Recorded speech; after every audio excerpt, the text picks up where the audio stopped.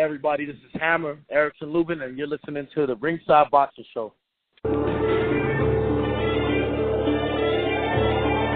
Live from Monterey on California's beautiful Central Coast, this is the Ringside Boxing Show.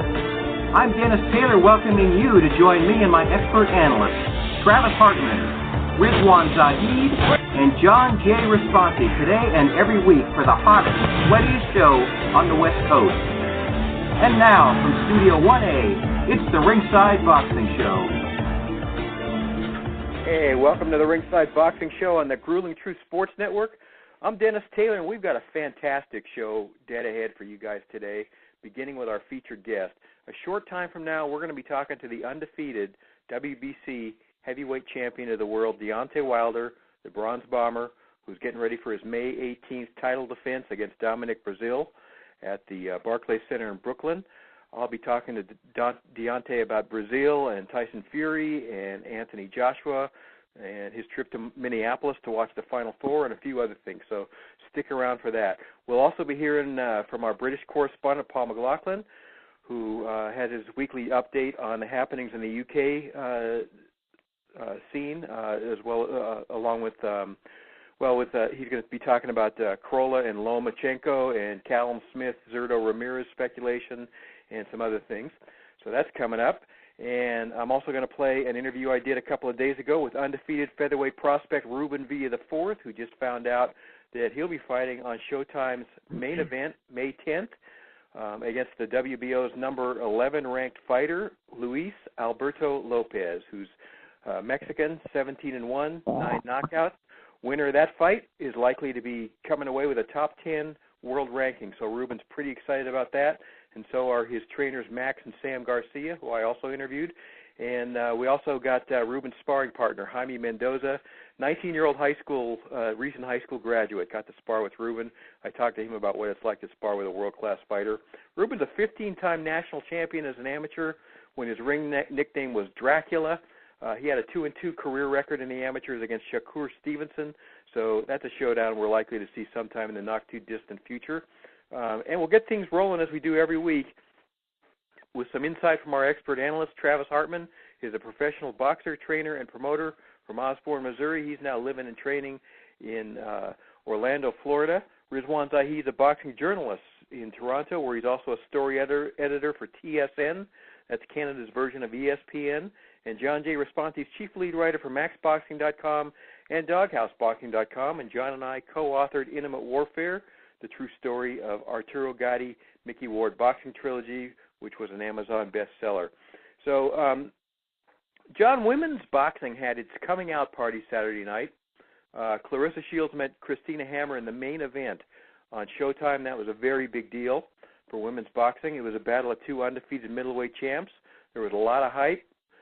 Shields actually dominated the fight, at least from the second round on, and won a lopsided decision. So the question, I guess, is what did we learn? I think one thing we learned is that Shields is legitimately terrific, but we also found out that the second best middleweight in women's boxing is a pretty distant second.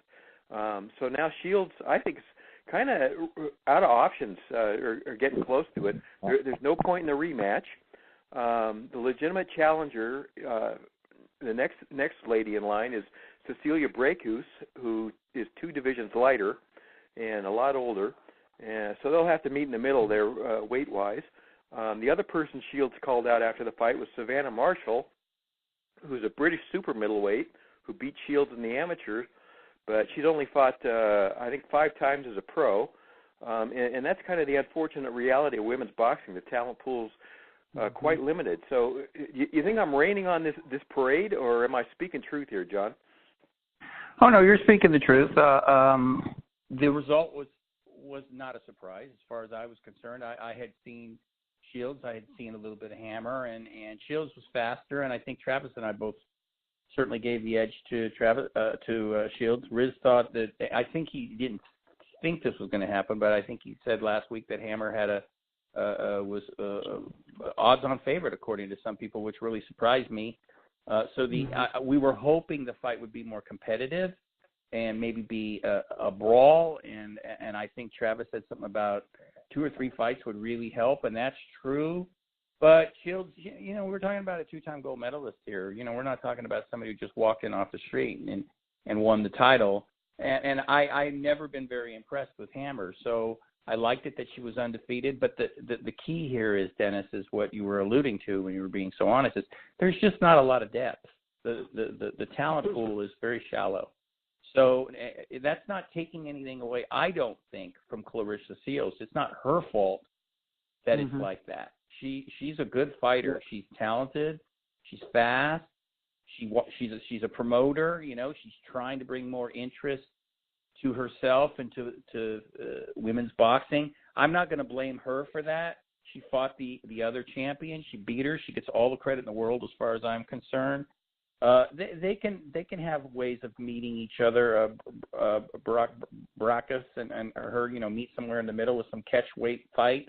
But again, the problem is there's just not very many options for somebody. She's only had 9 fights, and she's really running out of opponents already. I mean, that's sad. She can fight other females in the middleweight division, and it'll be boring to everyone. And people that don't like female boxing or women's boxing or whatever be complaining that it's boring because she's so dominant. Again, that's not her fault. She's a good fighter. So she's in kind of a catch. She's in a catch-22 situation, and if I was her, I would feel kind of frustrated. She's all happy right now. She deserves all the kudos. She deserves all the credit. We got her all over Max Boxing with her victory because I think it was a huge victory. But I'm jumping to probably another question you were going to ask, but whether it helped the sport, as far as women's boxing, not boxing, but women's boxing, I don't think it really did, to be honest, because super fights, remember, in super fights, we want super fights. We want, when a fight is elevated to be a super fight, we want it to be an unforgettable fight. And boxing fans are the biggest critics there is when it comes to this kind of thing. And it wasn't a super fight. It was a beat down. It was one-sided. Again, not a real surprise, but we were hoping that it would be more competitive. But I'm not going to rein anymore either. I'm just going to say that Clarissa is a hell of a fighter. She earned everything she got. She came up the hard way. She deserves all the kudos. But the problem is, it's always going to be with women's boxing. Again, is that there's just not a lot of fighters that are close competitive, where a fight will be competitive. That's just, unfortunately, that's just the way it is. Here's the upside, though. Here's the upside from this. I just occurred to me, just like women's Olympic boxing, just think of how many young girls watched that on Showtime last night and got inspired. Yeah. So that's where the depth's going to come from. That's true. Yeah, I have two opinions on this, and the first is, as a fighter myself, Clarissa is phenomenal talent. She is amazing. I love watching what she does. She's a 2-time Olympic gold medalist. Now she's an undisputed champion of the world. She's unified the titles, and she's got, 9 fights. She's phenomenal. But I'm going to tell you the reality of the business side of all of that. It's not good, because that fight, for the average fan, for a boxing guy like me, I loved it. I thought what she did was amazing. She completely dominated a previously undefeated world champion, and she made her look amateur. That's amazing, but the business side of it wasn't popular, guys. It just wasn't, and that's the business side of it is all the non-boxing people that actually did tune in to watch that. They weren't excited, and that's just the reality of it. And that's not anything against women's boxing, men's boxing, nothing. That's the reality, that what happened last night wasn't good for boxing. But Dennis is right. There's a little bit of a bright light, is that I think we're a good 5 to 10 years away from having some amazing boxing because of a fight like that. That fight did get a lot of press, did get a lot of stuff. And what I mean by that is we're going to have a bunch of younger girls who are 10 to 15 years old right now that are in the amateurs that are fighting, that want to be like Clarissa Shields. And that's what we need. We need more depth in the women's boxing division. We need more depth, period, in the whole world of women's boxing. And when we have more depth, that's when the sport can thrive. Boxing, the male version of boxing, we thrive because, look at it, the 147-pound division is packed, the 154-pound division is packed, the heavyweight division is packed for once. It's not just one division that leads professional boxing. It's multiple divisions. It's multiple people in multiple divisions. women's boxing, they just don't have that yet. But they do have the building blocks for that, and they're getting there. If they keep on this steady path, I 100% think women's boxing will start getting up there and start getting the ratings. But last night is a building block. Last night did not bring in any extra fans, so to speak, but it did bring in some extra girls that want to compete in boxing and be like Clarissa, and that's going to help in the long run. The short term right now, I don't think the ratings are going to be very good, and I don't think people are going to want to tune in to women's boxing again just because of last night. But if we got the building blocks of other girls wanting to be like Clarissa, wanting to be a main event in a women's professional boxing match, that's going to help the long term. So I hope that we do stick with it, and I hope that somebody like Clarissa Shields can pave the way to future Clarissa Shields, because I think that she can do that. But it's limited right now, and that's just the truth. Who else is Clarissa going to fight? If she fights Brickus, they're all going to say, oh, my gosh, Brickus was too old, Brickus was too light, blah, blah, blah, because we all know that Clarissa is going to beat Brickus. If they fight, Clarissa will beat her. In my opinion, she'll beat her, and she'll beat her pretty easily. And then who does she have? Yeah. Nobody. So that's the problem. She's too good for her era, and that sucks. We shouldn't penalize her for that, but that's just the reality of it. She's too good for her era. There's not enough girls that can compete with her, and that's just what it is, and that's all credit to Clarissa. She's that good, but maybe she's just too far ahead of her time, if that's even possible.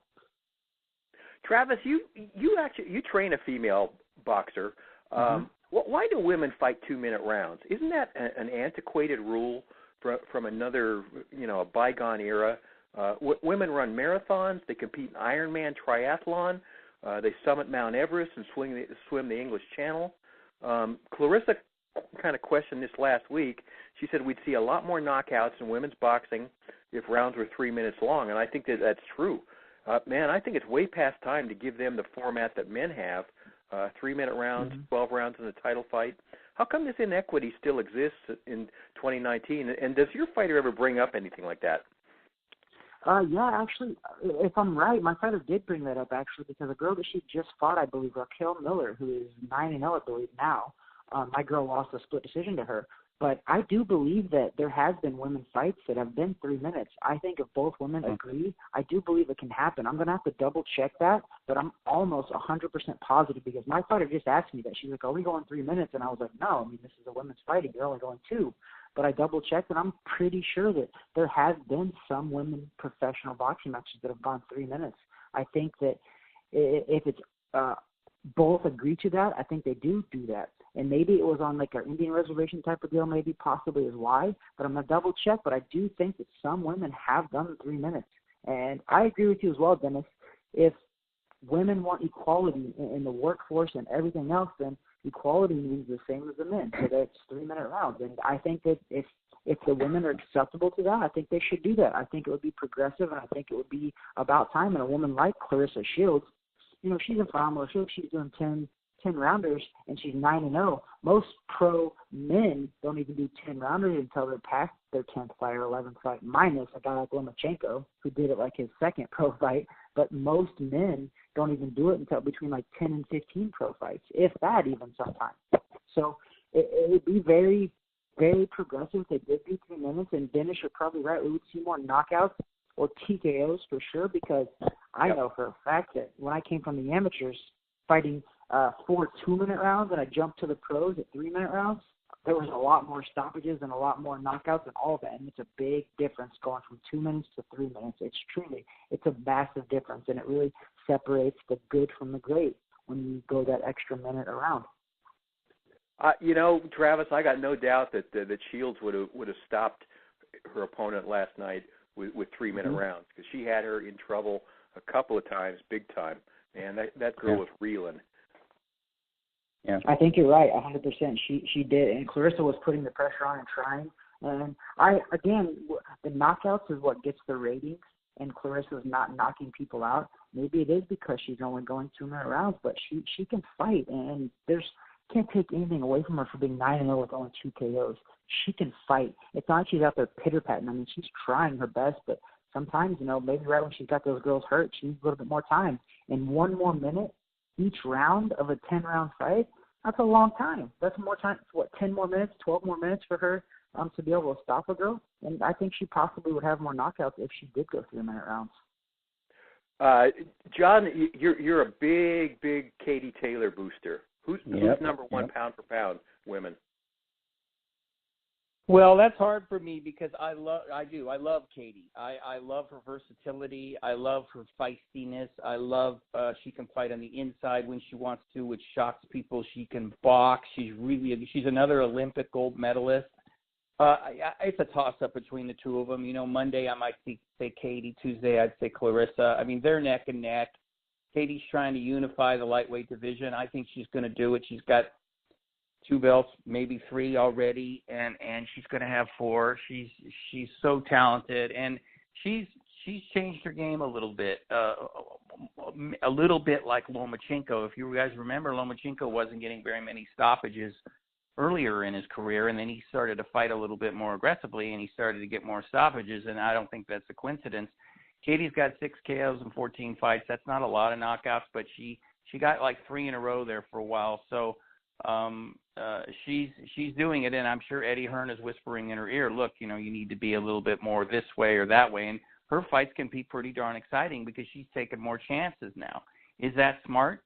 Well, that's debatable, but boxing is risky anyway, and she's got the nerve, and she's going to do it to try to score a knockout or a stoppage, because she doesn't hit all that hard, but she catches opponents off guard, you know, because she's very fast.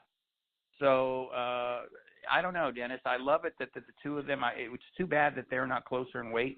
Katie only weighs 135, and she's not going to go up 20-plus pounds to fight Clarissa. So she's a lot smaller, but they're both incredibly talented fighters and fun to watch. I like watching both of them, and they deserve all the credit. I don't want to criticize them. I don't think it's fair. I don't think it's right.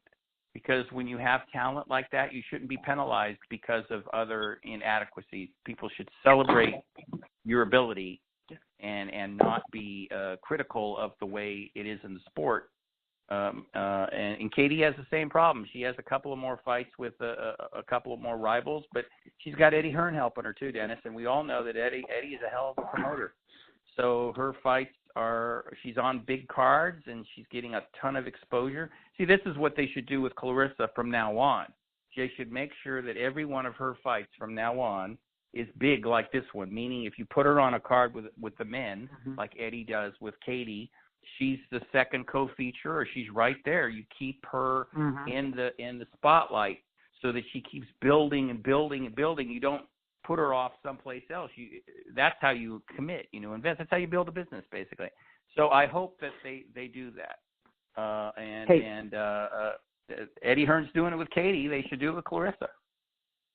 Yeah, go ahead, Travis. Just real quick, guys, just to follow up real fast, Sure. I was correct. In 2017 in Vegas, Marlena Esparza fought a 3-minute round fight, and then she turned around and fought it again in Las Vegas. So the women are allowed as long as the commission approves it. So that's what makes me think, why didn't Clarissa Shields push for that? Because Las Vegas is a very big commission. Las Vegas is a very reputable commission. I mean, they have big fights, so makes me think that if they want to do 3-minute rounds, they can. So somebody, maybe it was Hammer's side that didn't want to, but I think a girl like, or a woman like Clarissa Shields, if she pressed that issue, they could have went 3-minute rounds. So I'm wondering why they didn't, because it is possible, because it just happened in 2017, and I'm sure it's happened before that, but I just have it in front of me that Marlena Esparza, she's fought 2 3-minute round fights. Wow, that is interesting. Wow. Okay. Yep. This is the Ringside Boxing Show from Monterey, California. I'm Dennis Taylor. We're talking to our expert analysts, Travis Hartman, Rizwan Zahid, John J. Responti. Go ahead, John. What were you saying? I was just going to say that I know that Katie Taylor, we were just talking about her, is a big supporter of going 3 minutes each round, too. So if they come out, both of them, and unite, I think, and start talking about it a lot, it'll happen. So that maybe I think it's going to happen because it seems to be building in momentum as far as, and it should happen. So I hope boxing gets on board and does it. And who knows? Maybe Clarissa did say something. And you're right. I would think that the way it looked for Hammer a couple of times, she was getting hammered, pun intended, and they probably figured, look, we don't want to give Clarissa a few more minutes here to beat her up, and she would have stopped her late in the fight, no doubt about it. So that was probably on purpose that they said, nope, just 2 minutes. But you get the biggest stars in a sport saying, no, we want 3 minutes. It's going to happen. It'll definitely happen.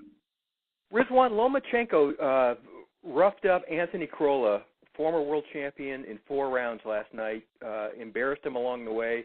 Lomachenko's 13-1, 10 knockouts, and we've talked about this before. There's nobody else quite like him in the sport. Who's going to beat him? Mikey Garcia, if he can make 135 again. Teofimo. Is Loma capable of moving to 140 for Josh Taylor or Regis or Maurice Hooker? Who out there's going to knock this guy off? Well, I really don't see a point of him going up in weight. I think he's already said this is a max he'll go up at. I mean, he's a pretty small lightweight to begin with, so I think that's a really good decision. When you think of the guys who came up from 140, or even how many guys were trained to make 140. I mean, Crawford's fighting at welterweight right now, and I mean, he was a pretty big junior welterweight. Same with Prograis. These guys are expected to kind of move up soon enough. And funny enough, guys that like Teofimo Lopez, he's going to be moving up soon enough as well. So, Lomachenko's, he's kind of in a weird spot where it's, he could bite off a little more than he's already chewed because he's already went up in weight. It's not like he's been campaigning at lightweight his entire career. But because of that, I mean, we saw guys like Pedraza and Linares are just a lot heavier than he is and just longer and rangier, and that's, stylistically very difficult. I think we really don't know what's going on with Mikey, where he's going to go weight-wise, and also it's too early to say how he's going to be as a fighter, even though, he's a very, he's grown up in boxing, so he's very, he's very entrenched into the sport where I don't think, a loss is going to really affect him mentally that much, but you never really know, especially the way Spence beat him, because Spence had a very sustained, methodical breakdown for 12 rounds, which is very, not just hard to watch, but it's taxing, I think, on a fighter for 12 rounds to kind of endure that. So I'm not saying Garcia's going to be gun shy, but against Lomachenko, it's definitely going to be different. I mean, when you think of like Teofimo Lopez, though, I mean, we know Teofimo hasn't fought the level of competition that would suggest he's ready for Linares, for Lomachenko, but so far he's definitely passes the eye test. And I'm not a fan of his trash talking and his bravado, but so far as a viewer, you can say that, I mean, there's not much he's doing wrong. I mean, when you're getting first round knockouts against guys who are at least former challengers and have been in other major fights, you're doing something correct. He has a pretty easy, I would say, an easy tune-up next week on the other card of Crawford and Khan. But I think he's the most logical opponent, to be honest. I've just heard though today that they're looking at maybe Teofimo Lopez and Richard Comey. I think that's a good fight and a really good test for Lopez, because Comey's never been knocked out. Both of his losses were close split decisions, so he could conceivably be undefeated. And I think that'll give a very good stepping stone just to see, and actually for Lopez himself, because I think if he's unable to knock out Lomachenko, it's hard to see him kind of outboxing Lomachenko. So I think a fight like for him against Comey will help him, understand how to go 12 rounds, how to sustain his energy and all that. But for Lomachenko, I think he deserves I think that makes the most sense. I mean, I think Lomachenko's wanted Mikey Garcia, Gervonta Davis I just don't see that happening anytime soon because of the political landscape and all that. But Lopez seems the most logical sense. Number one, he's an in-house fighter. We know how Top Rank and pretty much all promoters operate now. That definitely makes things a lot easier. If he was fighting, or Mikey would be an option, but again, we don't know what Mikey's whole situation is right now in terms of weight he's going to fight at and when he's coming back. I think he's doing a charity event, fighting Eric Morales in Mexico soon enough. So we don't know kind of when he wants to get back. So I think what seems to make the most sense is, right now, if I'm looking at timeline, Lomachenko and Lopez are fighting 1 week apart right now. They said Lopez looking at a fight in the summer against Comey, and if Lomachenko does the same thing against someone else, I can see the two of them meeting at the end of the year. And I think that seems to be the most logical steps in terms of timeline, and both fighters fighting, roughly at the same time of the year. It gives them enough time, enough of a setup to build towards that fight, especially if they're both placed on the same card, which I always thought is an easy idea and a good idea to have. And again, both fighters are promoted in-house, and ESPN has done a great job so far on their boxing coverage.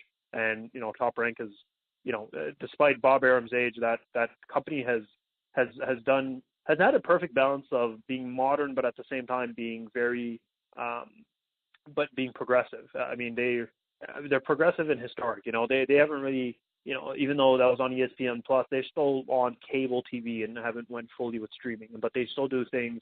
Their preview shows and their coverage is so great. Obviously, Matt Kellerman being on there's a big thing. So I think that's, usually we see a pretty big fight in December. Lomachenko fought last December. I think that's probably the best fight to make towards the end of the year. But it'll be interesting to see who. I don't think Lomachenko fights Lopez next, but I think that's probably what's happening at the end of the year. Who Lomachenko fights next, though, is anyone's guess. That's exciting. Travis, back to you real quick, because you're our pro fighter here. You know what it takes to make weight. Are we ever going to see Mikey? Are you going to be amazed if we see Mikey at 135 ever again after him going up to 147? I mean, I would be amazed to see him at 100%, but I wouldn't be amazed if he actually sucked down. If the money is right, us professional fighters, we're prize fighters, we'll pretty much do anything. So if they pay Mikey Garcia enough money, he will make it back down there. He will. But will he be the same 100%? I don't think so, because he has put it on a bunch of – I mean, when you jump up to 147 and you turn pro, what do you turn pro? 126, 130, somewhere in that range, and then you moved all the way up and coming back down? That's scientifically bad on your body. I mean, you're not supposed to be able to yo-yo way up and way back down, and they're doing it. And when he put on that weight, he didn't put on that weight with fat. He put that weight on, with more muscle mass and all of that. So when you start taking off muscle mass, that starts causing a problem in your production and your performance. And I think that's what will happen if Mikey Garcia tries to go back down to 135. I think he's going to be really good still at 140. I don't think he should try to suck that down to 135 because I think he'll have problems. But if that Lomachenko fight comes calling, guys, and they're offering him, $10, $15 million, don't be surprised if that fight happens. John, Gilberto Ramirez made his light heavyweight debut Friday, and he beat down Tommy Karpinski, who's a journeyman. And Ramirez went to 40-0 with 26 knockouts. He's a former WBO super middleweight champ, vacated that one. Man, that's a gorgeous record, and he just doesn't seem to get a lot of respect. And my question is, why not? And also, where does he fit in a division that has Kovalev and Bivol and Gvozdyk, who's actually he's probably moving to heavyweight, but Marcus Brown, Eleider Alvarez, Beterbiev is a tough fighter, Badu Jack, Anthony Yard. That's quite a lineup. Where does Ramirez fit into that lineup? Well, as far as respect goes, Dennis, I think part of it is, he's had 40 fights, but other than Jesse Hart and Arthur Abraham, who was past his prime, and Jesse Hart is a pretty good fighter, but he's not a really good fighter. His resume is lacking, and that's what hurts him a little bit. I mean, 40 fights. Who else did he fight before that? Nobody that I can think of off the top of my head. That's it, too. But I don't want to take anything away from him as a fighter. I think he's a good fighter. I think he got in when he fought Saturday, weighed 100 or Friday 196 pounds. I think they said when he got in there. Wow. So really? I mean, he's a big guy. He's a barely. I think he's almost 6'3". So he's a big guy, and Karpinski said that he hurt his ribs from some of the body shots, and they were good body shots. He's a good fighter. I think he deserves the respect. It's just when you think of him with some of the guys you mentioned, I don't know. It just doesn't seem like he can beat a lot of those guys. He did look improved as far as his defense goes, because his defense has never been a strength. And he's got a new trainer, kind of a novice trainer in a sense. Now he's about the same age as Ramirez, which is incredible. They're both like 28. And he obviously knows how to train him. But what's interesting is that in a sense he's learning too on the job, and he's trying to make him box more and work on his defense, and that's good.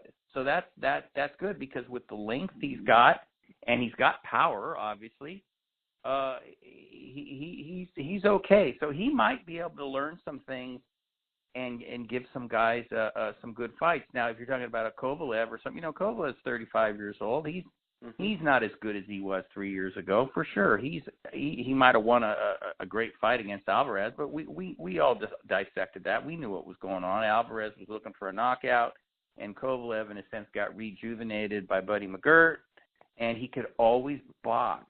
Kovalev has more to his game, just ask Andre Ward, than a lot of people realize, and he showed it. He would show it occasionally, but people would forget about it because he was the crusher, you know. And where Ramirez fits in there, not obviously in the top, somewhere in the middle I would put him. I mean, he's going to give whoever he fights a good fight, but can I sit here right now and say for sure that he's going to beat those guys? Absolutely not. I mean, Kovalev is going to probably fight Anthony Yard next, which will be interesting. Supposedly it's going to be in Russia, so that's going to be quite a challenge for Anthony Yard. He's another guy who hasn't really fought anybody, so he's going to be – we're not sure what's going to happen there. Obviously, I think Kovalev is going to win that one. But Dmitry Bivol's got more game than Ramirez from what I've seen. He's another slugger, boxer, slugger. That would be a heck of a fight. So he's going to compete, and he'll beat a lot of guys, but where he sits is, like I said, somewhere in the middle. But the thing is, Dennis, you got to remember, I believe, is that whoever he fights, it's going to be exciting because he's pretty much an exciting fighter. If you saw those fights with Jesse Hart, they were really good. They were barn burners. So he's not a great fighter, but he's a pretty good fighter. He's a good fighter, and he's got that gaudy record that you were talking about. So he's there. But he's going to find the goings a little tougher there in the light heavyweight division just because, like you said, we have a lot of depth up there. But it's going to be a lot of fun to watch. Jaime Munguia was a lopsided favorite to beat Dennis Hogan, Riz, on Saturday, but he got out with a majority decision. Hogan felt like he won the fight. So did a lot of other people, apparently. You watched it. Did the right guy win the fight, or did this Australian get served some home cooking in Monterrey, Mexico? I don't think the right guy won the fight. Excuse me. If it was ruled a draw, I think that would have been fair, or at least more fair. I mean, I think anytime a guy's fighting in another guy's hometown, I think you expect a certain amount of biasness, and that's just that's in every sport, right? The basketball playoffs are on right now. The refs are a little more trigger happy with the whistles with the opposing team, and I think that just comes with they hear the crowd, they hear the pressure, and I think that's there's a bit of human nature when it comes to that. But that's not kind of the issue here. One judge had it a draw, which was, I think, fair. There's because CompuBox did show that even a lot of times when Hogan was landing the better shots, more punches were being landed by Munguia. So it's fair for me that you can see the rounds going the other direction. But there's one judge who had 8-4, which to me was ridiculous. There's no way Munguia won 8 rounds in that fight. And I give a lot of respect to Munguia because after he said, I thought it was going to be a draw. And, that's not something I think we ever hear from a fighter. And I think that's I like that. It says the kind of fighter he is. It says the expectations he has of himself. And it says that he's not going to shy away from criticism. And I think that's kind of, going back a couple of years now. But that was one of the biggest criticisms anyone had of Golovkin and Canelo when Canelo said after, oh, yeah, I definitely won, 8 rounds when one of the judge managed to just bypass this, but one judge decided to give him 10 rounds, right? So it's nice to have a certain amount of transparency with certain fighters. But he's saying the weight cut affected him. I think that's definitely possible because he's like Alberto Ramirez, who puts on a lot of weight after Munguia is still growing. He's still 21, 22. I think he just turned 22. So he's a kid. So he's not done physically growing. So it's not just, guys who are cutting weight. He's constantly having to cut more weight just because his body is just evolving. Now at 160, how he's going to fare, I really don't know because it's not, he's the big thing he's gotten away with and a big advantage of his has always been size. And I don't think, Hogan is not a big fighter. And if you saw him last night, he's relatively small. He clearly has understanding of the game. He understands what he has to do. And he understands how to work angles and get in and get out. And his conditioning allowed him to do that.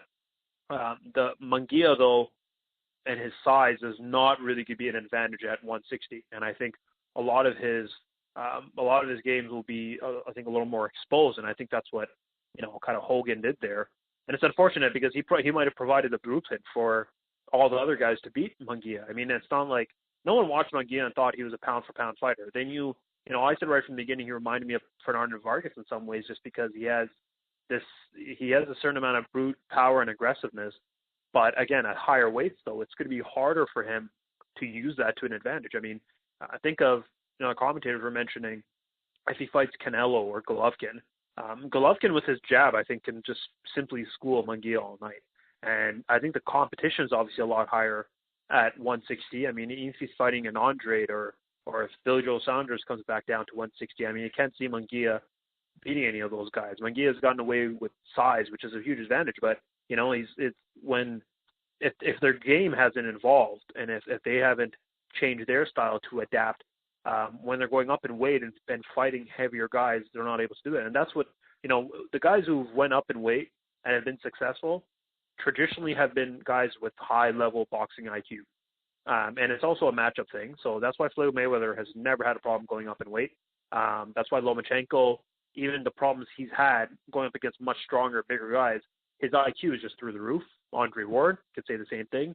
That's why people give Usyk a very good chance at heavyweight. Rarely do you see just a pure power puncher go up in weight and have large success, especially when they're winning mostly on size. Now, what Munguia still has, though, is incredible amount of youth. He's still very young. He'll have, he's developing in every way, including his boxing skills. So he still has a lot to learn in this game, and I think he has the ability to do it.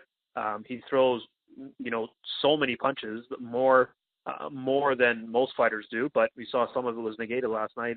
I mean, I doubt Hogan's going to get a rematch, but I hope he gets at least a big fight out of it. I mean, I think it's deserving, and, this is not the first time or last time we're going to see a young fighter win a close decision, and we kind of, we remember that fight and we said he probably should have lost, but we don't really hear about the opponent after. So I'm just hoping Hogan gets another decent crack at a title or at least a big fight on an undercard, and just more than anything else, just to kind of make a living, because I think he's earned the opportunity to do that, and a lot of guys don't really get that. And again, if you do a poll, you're going to see most people thought Hogan won last night, or at least it was a draw. And again, he has been blowing through guys, and even when he wins by decision, I mean, the way he beat Liam Smith to me was impressive, because he went 12 rounds and he won by power. He won by power without knocking a guy out. And again, a guy who just fought Canelo recently. So he's fought decent level competition. But at 160, it's going to be a completely different beast. Guys at 160 are coming in at 180, right? That's why they had a rehydration clause for someone like Danny Jacobs, because they see how much size these guys can put on afterwards. So, if he does, I think they're trying to decide probably, are they going to move up or not? Is there anything else they can change to make him consistently make 154? Because I think at this point we're seeing that he's not making it in a healthy way, and it seems like he has to cut it takes a lot of energy for him to do that, and that's just not gonna help him at all, especially if he's fighting higher level competition. So it seems like a 160 move is imminent, but he's gonna have to improve his skills and improve his durability and his patience to be able to last in that division. You're listening to the Ringside Boxing Show from Monterey, California, and just a reminder, Ringside Nation, we got Deontay Wilder coming up in just a few minutes. He's standing by, so don't go away. Travis, you saw a fighter Friday that impressed you. Arnold Barboza KO'd Mike Alvarado in 3 rounds. Alvarado's, clearly a shell of his former self, but this guy impressed you. You said he looked legit. He's calling out Jose Ramirez and Maurice Hooker now, so I guess the question becomes, how legit is he? What did you think of him? What did you see that impressed you? I thought he was very impressive. I thought his boxing skill was very impressive. It wasn't the fact that he beat Alvarez. It was the fact that how he beat him. And that's the impressive part of it all, that he really demolished him. And I wasn't expecting that. I was expecting him to beat an older, maybe faded guy. Yeah, for sure. I think that's why they set that fight up. But it was how explosive that he beat him, and it was the punches that he beat him. He's got a nice, tight style. He obviously has got some pop on his punches, and he knows how to fight. And I think he's going to be exciting. I think he made a small splash in the division, and I think we're going to see him in some bigger competitive fights. But I think that was a big win. I think a lot of people were expecting that fight to go a lot longer than it went, and I don't think people were expecting it to go that way. So with that being said, I think Barboza's got a very exciting future. He's another new face and a new player in the game, and I'm looking out for him because I think the guy can box. He obvious's got some power now, because going into that fight, I think that they didn't think he had that kind of power, but he showed that he did. It was a legit couple of punches that hurt him. So I think that Barbosa is definitely a player in the division, and I'm excited about it, Dennis. I thought it was a really good fight. It was a really good finish, and he did what he was supposed to do. He hurt him, and then he finished him. And that's special in the game when you have a guy who can finish people. There's guys that get hurt all the time in boxing, but it's the guys that actually go in and finish the other fighter. That's the ones you got to watch out for. So I think he's got that on his side. I think a lot of people want to see him again. And when you're a prize fighter, that's what you want to do. You want people to want more from you, to want to see more of you, and I think he's got that right now. And we'll see in his next fight or two, to see if he can follow this up. But I was impressed. I thought he could be a player in the division. We'll see. John, next week, ESPN2 pay-per-view, two of the most skilled fighters in the game, Terence Crawford against Amir Khan. One of them is on most people's pound-for-pound list. The other one is usually absolutely brilliant until he gets knocked out. Shakur Stevenson is on the undercard against Christopher Diaz, who's 24-1, 16 knockouts. Teofimo's fighting this guy, Edis Tatley, 31-2, 10 knockouts. European lightweight champion. Felix Verdejo's on the card against WBC super featherweight champion Brian Vasquez, 37-3, 20 knockouts on the undercard. Is this an exciting card for you? And first of all, what happens with Crawford and Khan? Yeah, it's an exciting card, and I like it that Arum finally built a card because he makes me mad when he says that people don't care about the other fights; they only care about the main fight, and I hate that. I hate that arrogance. I hate that comment. Yeah, that doesn't help boxing.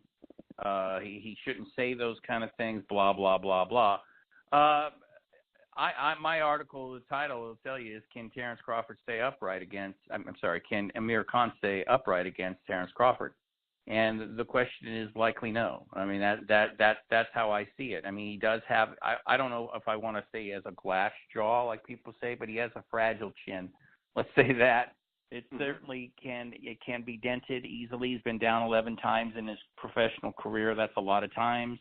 Been only knocked out a couple of times, but 11 times in 36 roughly fights, 37 fights.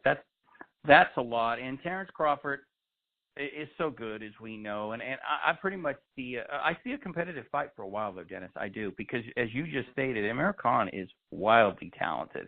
He's probably got the fastest hands of anyone that Terence Crawford has ever fought, I would imagine, and that's going to give him some problems. That's going to give him some pause. Amir is bigger, not longer necessarily, but he's bigger, and that's going to be a little strange for Terence, even though his last fight guy was a little bigger than him. But I just don't think that he can maintain it because he loses his focus. I'm talking about Amir.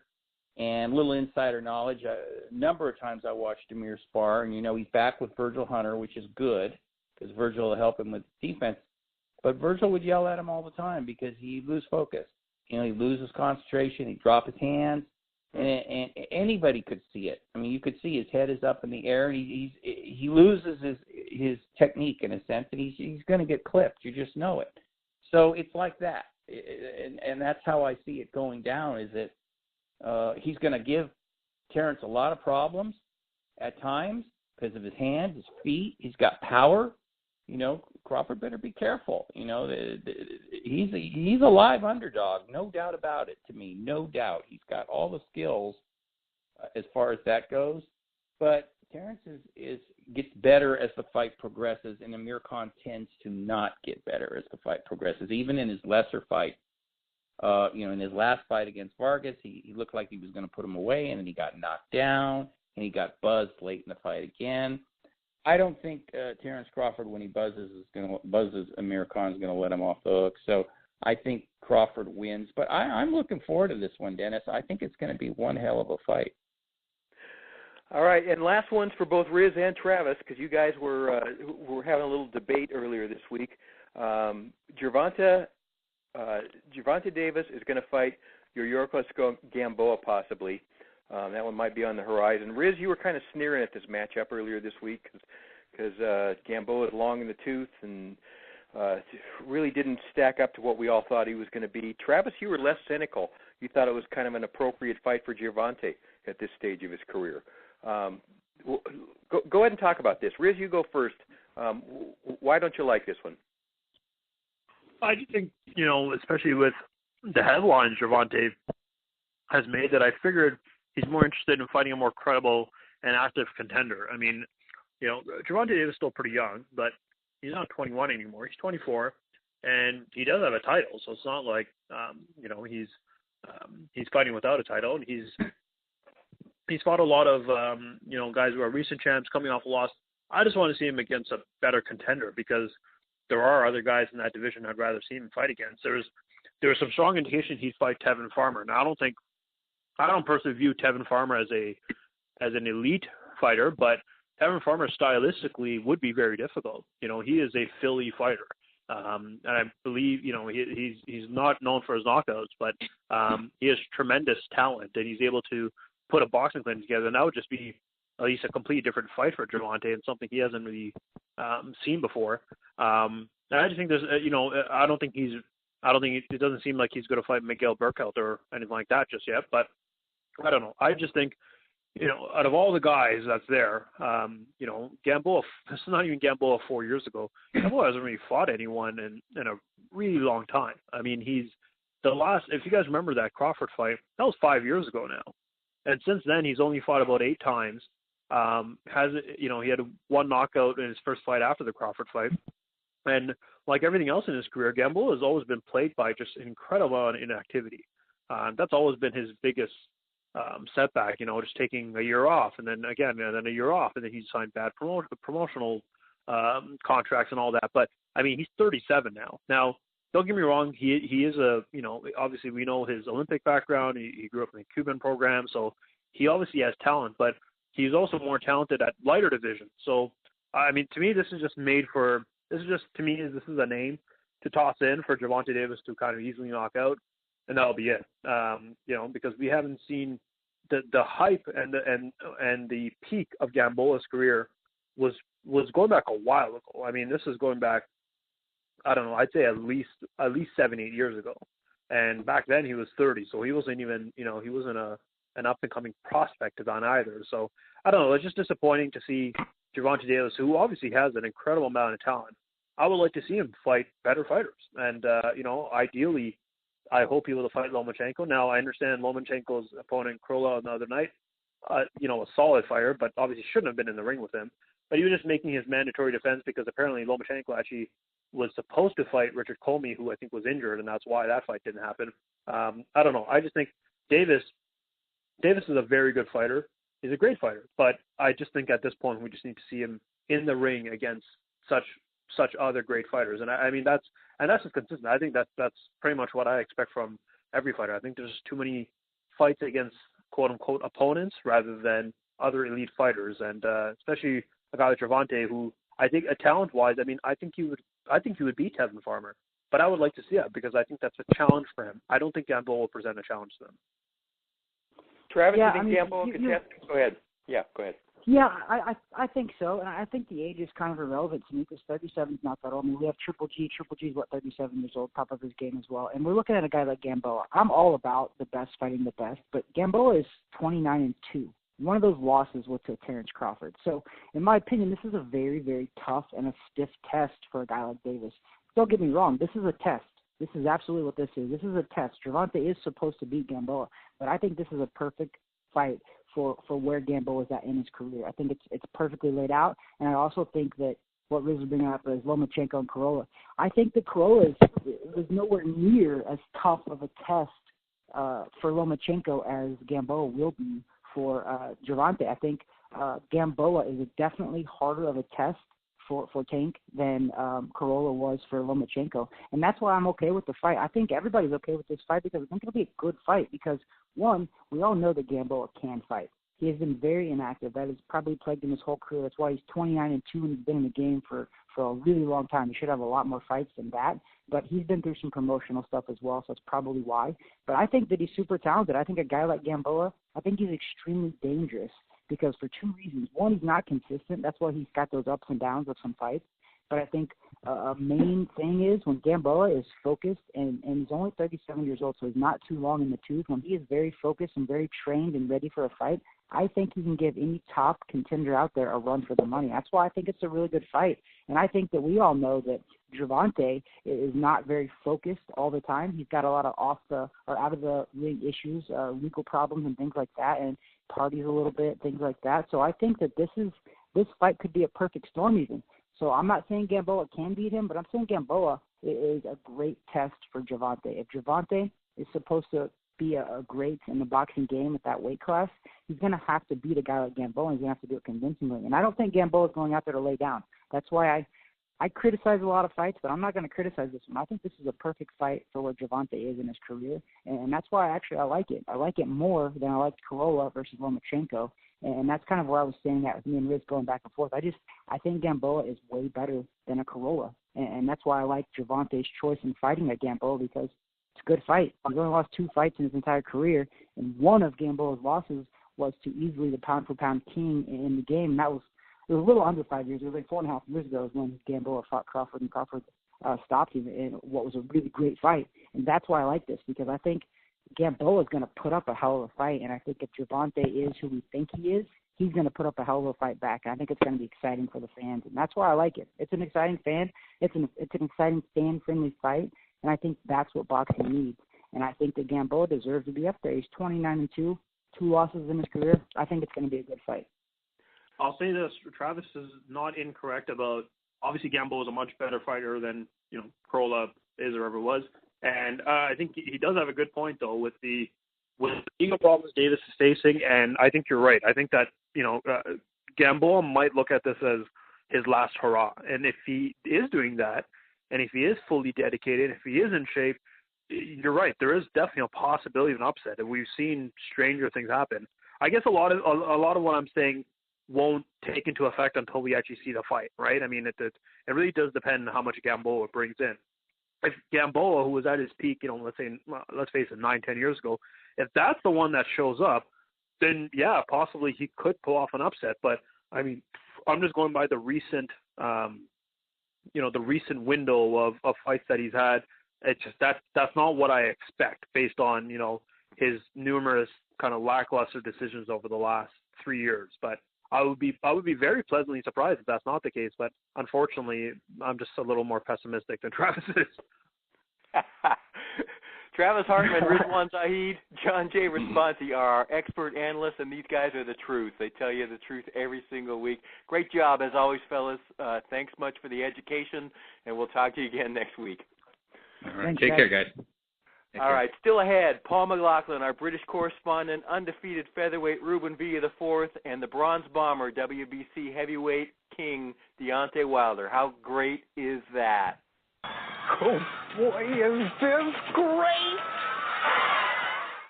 This is tremendous, Don, just tremendous. The atmosphere heavy, uncertain, overtones of ugliness. A reminder in a way of how it was in March of 1964 at Miami Beach, when Clay met Liston for the first time and nobody was certain how it would turn out. The crowd is tense. They've been here since 10 this morning. If you like the Ringside Boxing Show, you're going to love the website, ringsideboxingshow.com. Hi there, it's Paul McLaughlin with your weekly roundup of everything going on in the UK boxing scene at the moment. Well, Anthony Crolla had a courageous bid to dethrone WBA and WBO lightweight champion Vasyl Lomachenko on Friday, and it was ended in 4 rounds by the Ukrainian pound-for-pound superstar. Crolla had vowed to shock the world, but the mandatory challenger suffered a crushing knockout at the Staples Center in Los Angeles. After catching the Mancunian with heavy straight left and an uppercut in the third, Lomachenko pinned his man to the ropes and unleashed a flurry of unanswered punches. And then in the 4th round, a swift punch from Lomachenko ended it all for Crolla. So, how did Anthony Crolla feel after the fight? I'm proud to bit. My team put so much effort in with me, and I'm a bit gutted. Lost to a special fighter, went out on my back. I just wanted to give a better account of myself, but he hit me with a great shot, and it's the first time in there like that. But as I went down, it was I knew as frustrating as it was, I knew I wasn't going to beat the 10 count because it just sort of senses went everywhere. But yeah, gutted. You know, I've got in the best shape of my life, and for it to end like that and as early as that, yeah, very, very gutting. And what's next for him? I don't know. I'm going to have some time to think about it. I wouldn't really want to go out like that, but I've banged on about staying in boxing too long, and I love this sport. It's a big part of my life, but I've not got much longer left now, so we'll see whether we've got one more later in the year or not. Speak with the team. Betty's back in Manchester or something. I don't know. I don't know. We'll just see. Like I said, he had a fantastic camp and I felt brilliant, so very disappointing. Sort of. I don't want to go out like that, but the end, the end's near. Well, he's had a up and down career, but he really is a genuinely nice bloke, and I wish Anthony Crolla all the best. Right, elsewhere, Gilberto Ramirez has expressed interest in fighting Callum Smith in the UK to unify the super middleweight division. The unbeaten world champions met this week in California's Wildcard Gym, and now their promoters have begun talks over a fight. Eddie Hearn says Smith is the standout number 1 super middleweight in the world, and Ramirez is number 2, so we need to get this fight on. Smith is 25-0 and holds the WBA title after winning the World Boxing Super Series, and Ramirez is 39-0 and he holds the WBO belt, but will make his debut as a light heavyweight this weekend against Tommy Kopenci. This should be a good fight. And the countdown is on for Amir Khan versus Terence Crawford. How is King Khan feeling with about a week to go before the big fight? I feel comfortable at this weight. And also, Terence, I know he's a switch hitter. He's a southpaw. I have a 100% record against southpaws. And, like I said, styles make fights, and I think he has a great style. He's a very unorthodox fighter, but I think he'll just gel well against the style I have. Right, that's your lot for me this week. I'll be back next week with more boxing news from the UK. In the meantime, gloves up and protect yourselves at all times. Back to the studio. Hi, I'm Dennis Taylor, host of the Ringside Boxing Show, where since 2008 we have been continuously sponsored by Garcia Boxing, the first family of the sweet science on California's beautiful Central Coast. Trainers Max and Sam Garcia and ring strategist Dean Familton are regarded among the most knowledgeable in the game. And Kathy Garcia, who manages all Garcia boxing fighters, is renowned for her integrity and career guidance, having taken 2 boxers to #1 world rankings. Together they comprise one of the most respected teams in the sport. Learn more by calling 831-261-3214 or send them an email at garciaboxing25@aol.com. Welcome back to the Ringside Boxing Show. I'm Dennis Taylor, and we are at Team Villa Boxing Club Gym right now with Max and Sam Garcia. They are co-trainers of Ruben Villa IV. Ruben is a world-ranked featherweight. He's undefeated, 15-0. He's got a big fight coming up May 10th. He just finished sparring with 19-year-old Jaime Mendoza, recently out of Alisal High School here in Salinas. Jaime, what's it like to spar world-ranked fighter? You're going to turn pro here pretty soon. Yeah. I mean, it's definitely a learning experience every single time. I can just, when you're inside of the ring with him, you can't afford to mess up. Any little slip up, he'll check you for it. You can't really blink with him. You mess up, you makes a feint, he'll switch it up. You can't do the same routine or the same feint on him every time because he's going to catch on and he'll punish you for it. So it's just it's the best work I could ever ask for, and it's great work. You don't look like you're holding back in there and sparring. You're putting some pressure on him. Yeah. I mean, he liked it. He asked for it, and I mean, yeah. And I mean, I give it everything, and he gives me everything, and it's good for both of us, I think. All right. Hey, Ruben, you got a big fight coming up May 10th. You're going to be in the main event on Showbox, The New Generation. First of all, how much fun is it to fight on Showbox? This is your second time. Yeah, the last time fighting on Showbox was pretty fun, different, more serious, and, you get a little bit more exposure. And, last time we performed good, and they gave us a call back for the main event. So working hard, and we're pretty excited, to perform well again. Stakes are high. This guy's 17-1. I guess if you win it, you might just be in the top 10 in the world.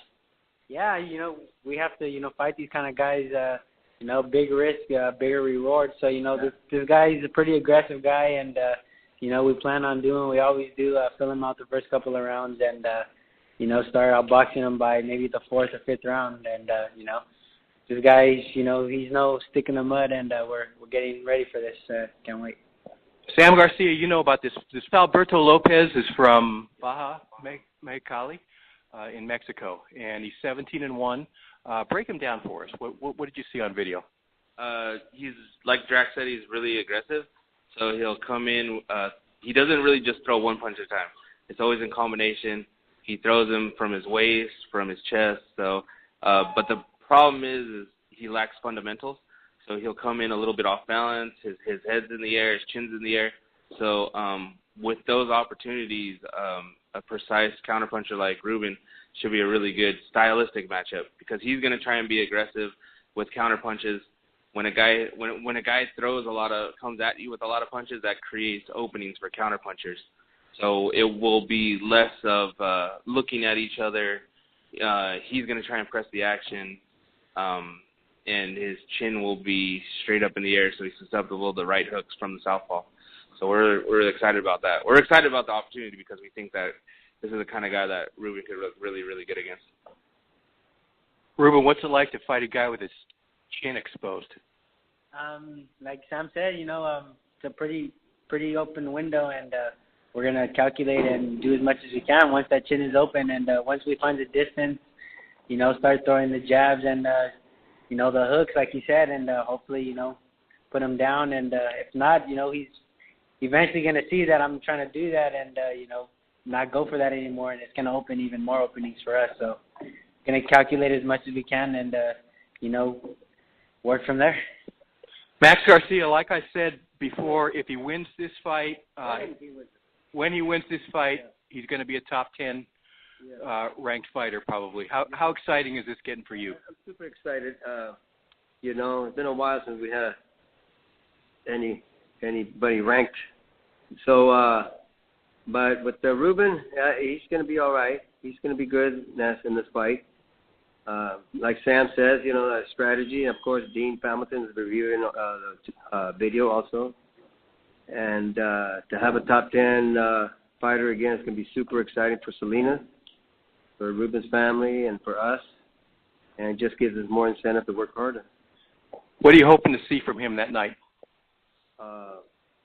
Stellar performance. The real Ruben Villa. Stellar performance. Magnificent. Fabulous. Everything that goes with it. Main event, what's that mean to you? This is what I've been working for my whole life, and, finally get the opportunity. I've been working even harder, and we're about to take off to Riverside to finish up camp, get away from home and, be a little bit more hungry once I'm out there. That's Ruben Villa IV, and that's his sparring partner, Jaime Mendoza. Max and Sam Garcia. Deontay Wilder is up next. I'm Dennis Taylor, co-author of the Amazon bestseller Intimate Warfare, the true story of the Arturo Gatti and Mickey Ward boxing trilogy. Writing this book was a labor of love for John J. Responti and myself. We enjoyed every minute of the process and considered it a privilege to tell the tale of one of the most electrifying boxing trilogies in the history of this sport. Intimate Warfare traces the collision course of Arturo Gatti and Mickey Ward from their earliest days through their 3 epic fights, as well as the aftermath of this great rivalry, which culminated in one of the greatest friendships in boxing. Intimate Warfare has received a 4.5-star rating from readers and was endorsed by Hall of Famers Harold Letterman and Joe Cortez and 2-time Trainer of the Year Virgil Hunter. Our foreword was written by Ray Boom Boom Mancini, another one of the greatest blood and guts fighters of our time. Get your copy today at Amazon.com.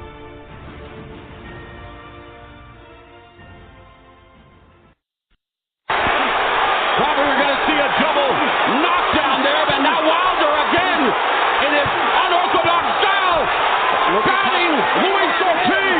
Look how calm Ortiz is, though. He's staying in range. But he is staggered, right cross, clubbing left hand by Wilder. Down goes Ortiz for the second time in the fight. Bombs away from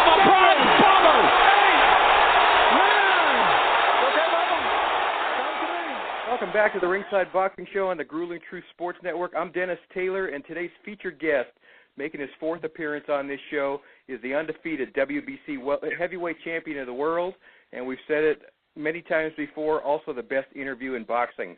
Deontay Wilder is 40-0 with 39 knockouts, plus a draw last December with Tyson Fury, and he's currently training to fight Dominic Breazeale on May 18th at Barclays Center in Brooklyn. Always great to talk to the Bronze Bomber. Thanks for joining us today again, champ.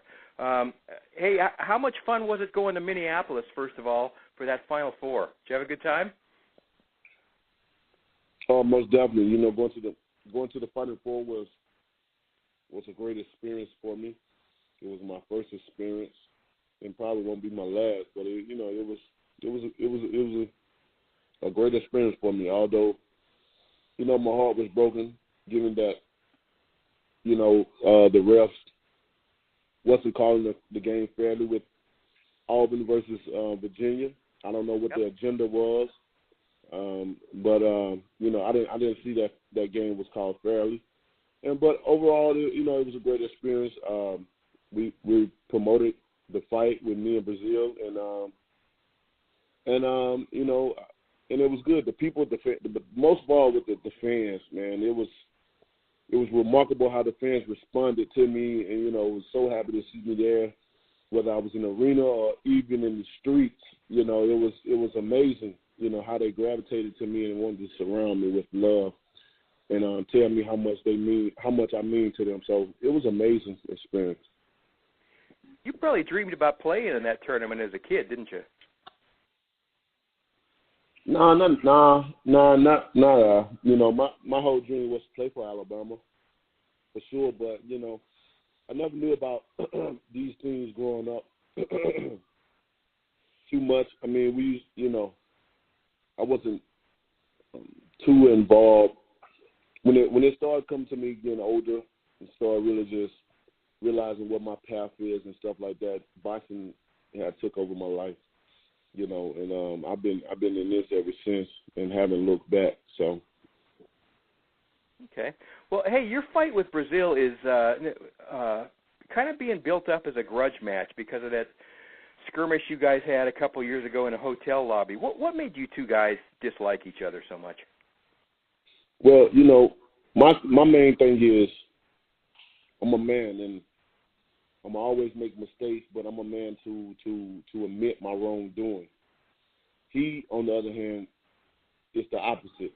You know, he want to come and make a story up and want people to have some remorse for him, some sympathy for him, and feel sorry for him when he was the one that started this whole thing. You can't come to nobody's city and threaten to kill someone's family and then think it's going to end well for you at the end of the night. That's impossible to happen. And that's what Breazeale did. And, you know, he's trying to play the victim in this, and I don't like it. So, you know, with that what gave the bad blood, you know. Don't come and threaten my family saying you're going to kill them, and then on the next hand you talking about how I brought 20 goons, which that's, you know, people barely even see me with 3 people around me, let alone 20 more people, you know. And all this false allegations that he's doing, I don't like it, and for that reason, I can't wait to get in the ring and punish him. For people who aren't familiar with Breazeale, he is 20-1 with 18 knockouts. His only loss was in 2016 when he was knocked out by Anthony Joshua in the 7th round of their IBF title fight. Is one of your goals on May 18th to get him out of there quicker than Joshua did inside of 7 rounds? I'm not worried about nothing what Joshua did or anyone else has done. You know, I'm focused on Deontay Wilder and what he got planned and what he got set ahead. You know, I'm not in competition with no one. Styles also makes fights as well too. You know, so I'm going in there with my game plan. I'm going in there with a different style, a more calmer style, and I'm looking to seriously hurt this guy. I'm gonna beat him up a couple of rounds, and then I'm gonna knock his ass out. Deontay, you'd obviously rather be fighting a rematch right now with Tyson Fury if you had your choice. That fight seemed absolutely certain until Bob Arum talked Fury into signing what supposedly is an exclusive deal with ESPN, and it's a decision that confused a lot of us. because instead now he's going to be facing a German guy, Tom Schwarz, who's 24-0 against a real long list of people nobody's heard of outside of their immediate families. That one's June 15th in Vegas. Well, why do you think he made that decision, and how frustrating was that for you? It wasn't frustrating for me at all, you know. I'm a realist, and when I look at the situation, I analyze it with a real sense of humor. And when it comes to boxing, I already know the danger that it holds in this sport. You know, your head is not meant to be hit in the first place. And with Tyson Fury, you know, he saw his life flash before his eyes. I gave him a concussion that night. He don't even know how he got on the canvas, nor do he know how he got up. And that's dangerous not to know. You can't calculate how you got on the canvas and then how you got up. You know what I mean? It definitely was a miracle. But, you know, he didn't want that fight because of the event that happened to him. I'm the hardest hitting man in boxing, period, probably in the sport of boxing, period. And he felt that night. I made him a believer in my power. So with that being said, he don't want to fight, nor did his family want to see him in a rematch with me again.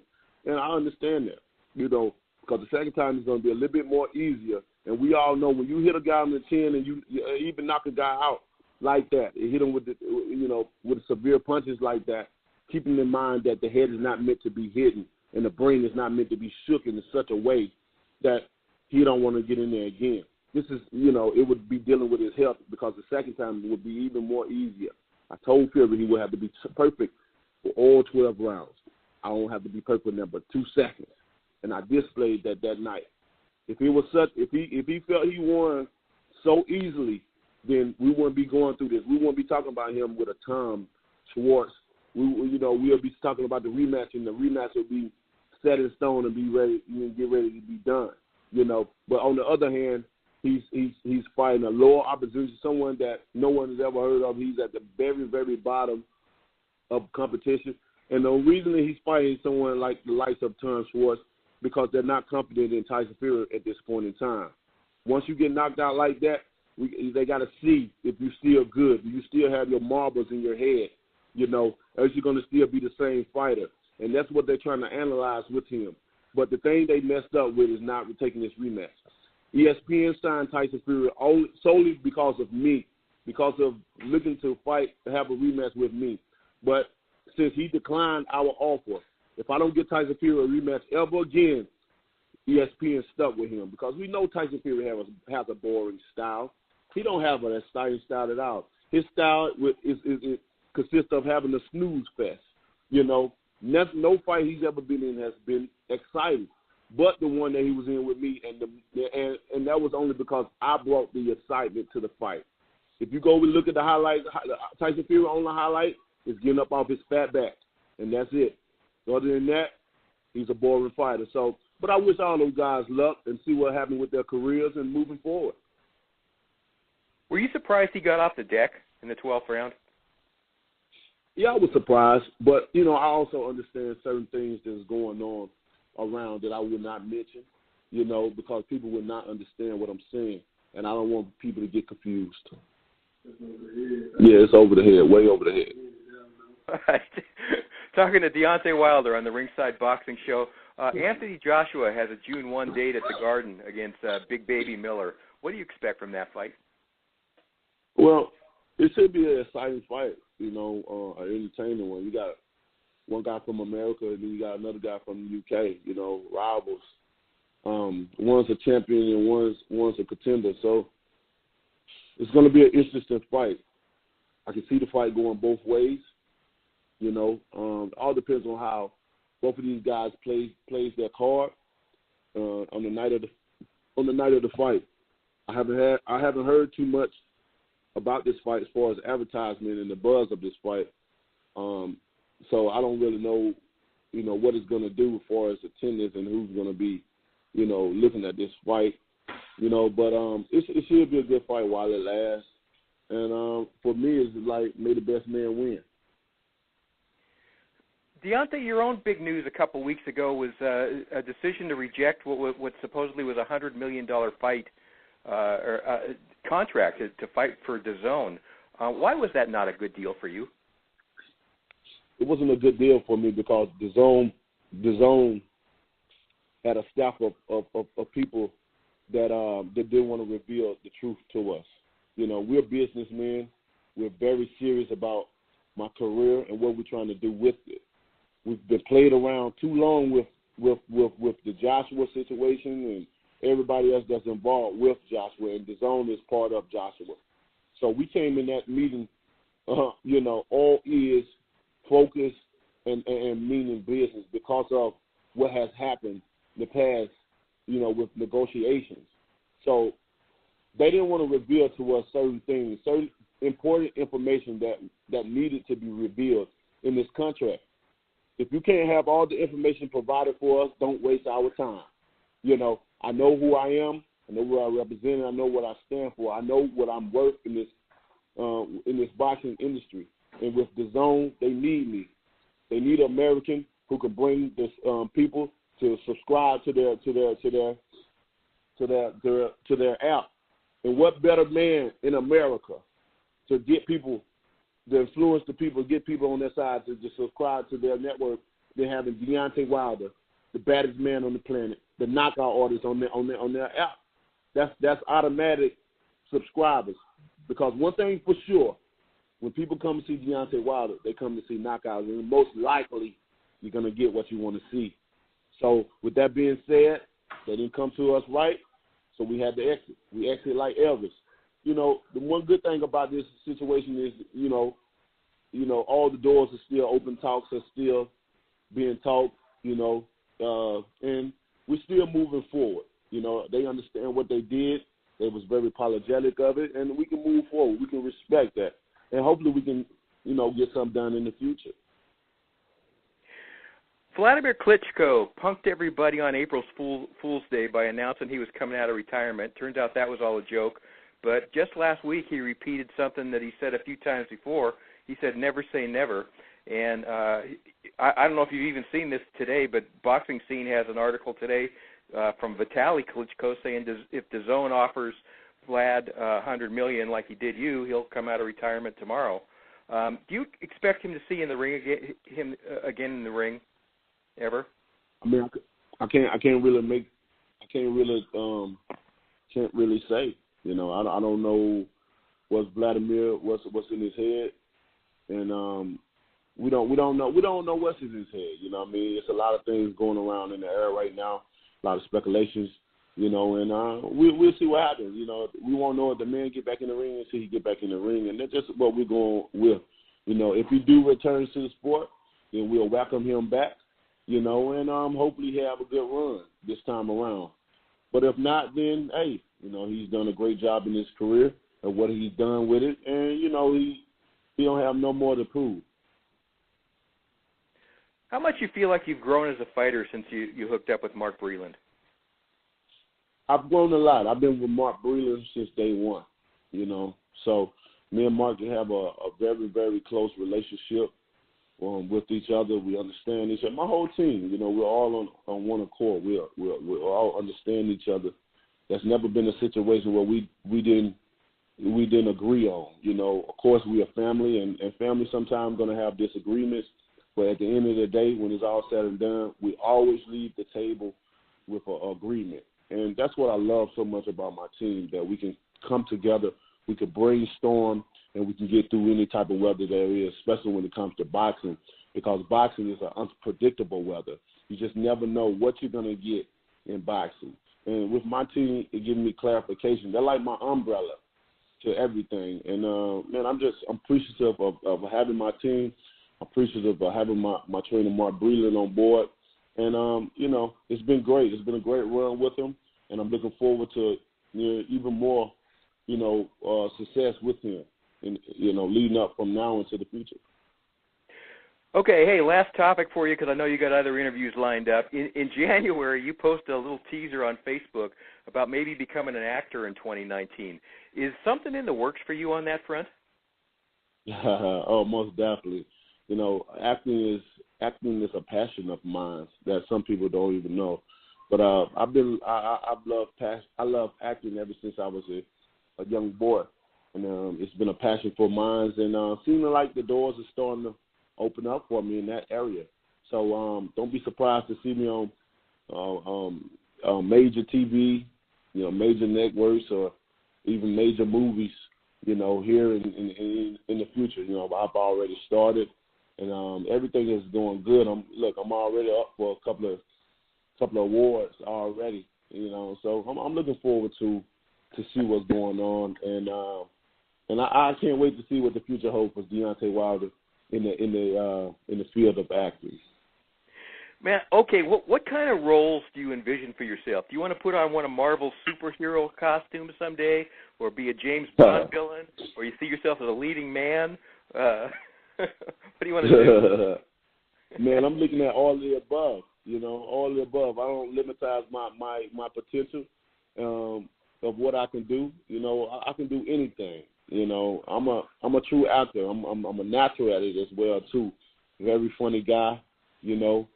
And I don't think there's no role that I cannot handle. I don't want people to limitize me because I'm an athlete. I don't want to just have athlete roles, or they look at me because I'm a monster in the ring, and then I just have to play villain roles.